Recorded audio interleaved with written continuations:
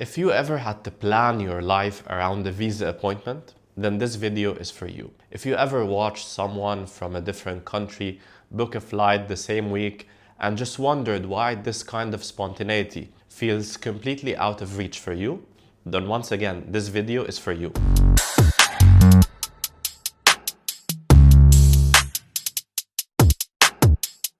My name is Mostafa, and on this channel I cover global mobility, residency and citizenship by investment with a focus on strategy, clarity before solution. I'd like to start by actually telling you that I am Egyptian. I was born and raised in Egypt. I stayed there for most of my life. I am currently based in Dubai. So this topic really isn't an abstract topic for me. It's something that I understand very well and that I can relate to more than you can imagine. And the first thing that I want to say clearly is if you come from a country whose passport creates more friction in the world or more pain for you, that doesn't mean that there's anything wrong with you. It doesn't mean that you're less capable or that you're behind in life or that you have less to offer to society. It just simply means that the way you move is structurally different than how others move. And that matters for family, for work, for spontaneity, and can be even for a sense of dignity. Because the real pain is not just the inconvenience of a delayed trip. The real pain is the reliance on permission. Embassy calendars, visa expiry dates, sudden changes of rules or in sponsorship requirements. A lot of those things that people with stronger passports never really have to think about. So the first thing you need to do is to stop asking yourself, why is my passport weak? And stop that feeling of inferiority. And the first thing that you need to do is start asking, what strategy can I actually implement to expand my options? Because while some people inherit mobility, others build it intentionally.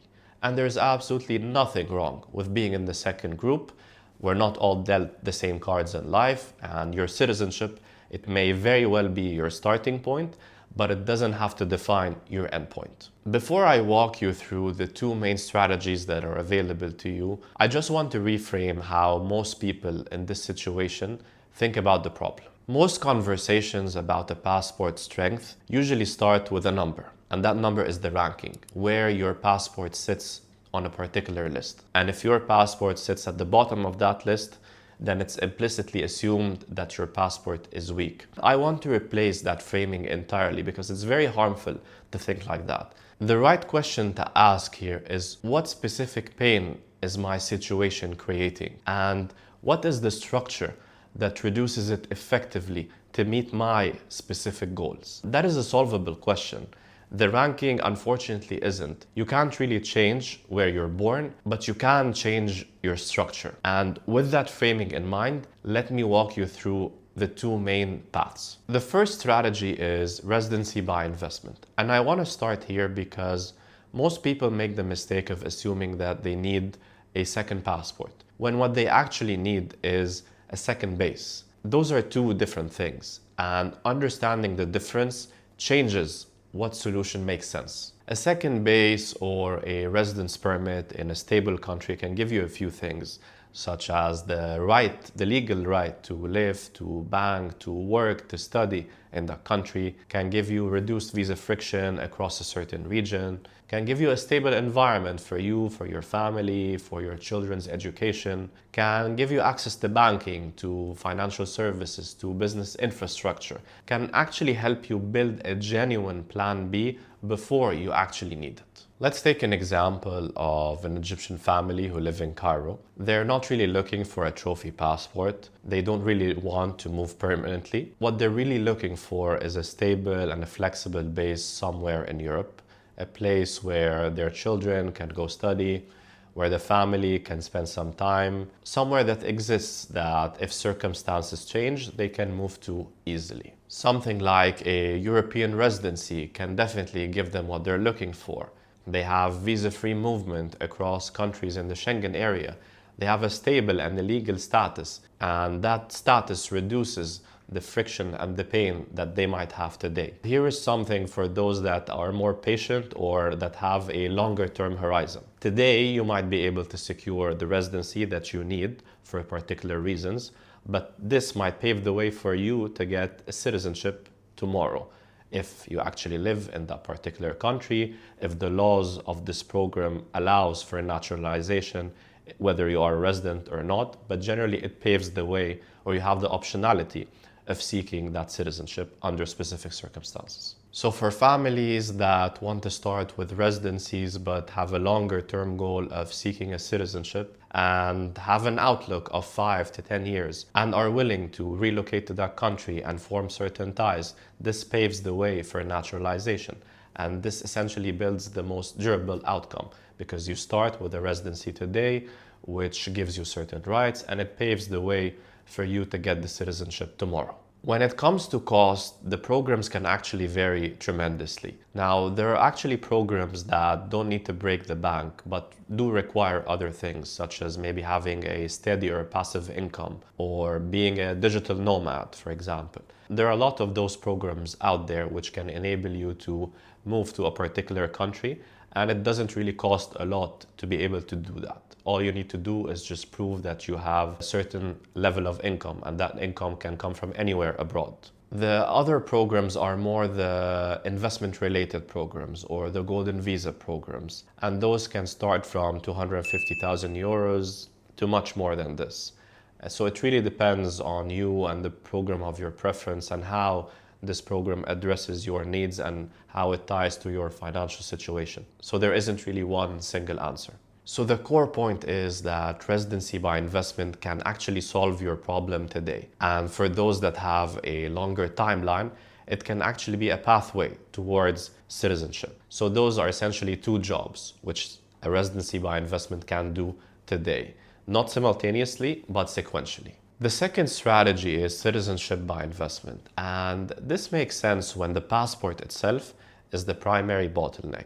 When the problem is not I need a place to live, but is my passport is actually holding me back, or it's slowing my every movement in my personal and my professional life, then a second passport addresses this in a way that a residency cannot. So a second passport can really help eliminate or reduce the visa pain that you encounter when you go to key business destinations. It can really enable spontaneity and short notice meetings without any worry about embassy appointments. It can provide you and your family with generally a stronger plan B, particularly when it comes to traveling together. I want you to imagine with me a Nigerian entrepreneur who travels frequently to London, to Singapore, to Dubai, to certain countries in Europe. Now they face constant visa applications every time they need to travel, embassy appointments. Now this is a real pain to doing your business. But for this particular person, the issue is not where to live. The problem is that they need to be able to travel smoothly. And right now, their current nationality is holding them from doing that. So a second citizenship, which can be through a Caribbean program, for example, can be the perfect solution for that profile. This can function as a mobility tool, and this is exactly what that person needs. Not a status symbol, not a trophy passport or anything of the sort. They just need a practical instrument that helps them move easily and smoothly from one country to another to be able to conduct their business. So how do you choose between the two paths? Now, this goes back to what I said earlier. And the question to ask yourself is, what is the pain that I'm trying to get rid of? What am I trying to solve?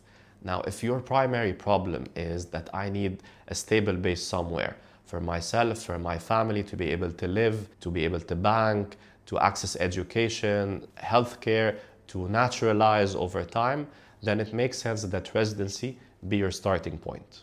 But if your primary problem is that my passport is creating friction and pain wherever I go, I can't travel easily, I need to think of many things such as visas, such as embassy appointments, delays, all of these things, then it makes sense that a second citizenship be your starting point. But for some people, the answer is actually both. You need those two options. Now, for some, it can be simultaneously, but for others, it can be sequentially. Some people are willing to wait. Some people are willing to get a residency today and are willing to move to that country and integrate and live the life that they envision, and that can eventually lead to naturalization. But for others, they want to be able to secure a plan B today. They don't intend to move, So that can really limit their naturalization options. But today, they want to be able to travel freely. They want to be able to move from one place to another because their business or their life depends on it. And in this case, having a citizenship or a passport that facilitates that is integral to their life. So in this situation, maybe a mix of both can be useful to that particular profile. What you need to remember is while the passport you were born with is your starting point, but by no way should it be considered your ceiling. Because the friction that you feel today is real, it's genuine, and so many people feel that way. But it is solvable. Not overnight, it needs the right investment, it needs the right guidance, but it's definitely a solvable problem. And the people that actually navigate through this the right way are not the ones that find a shortcut.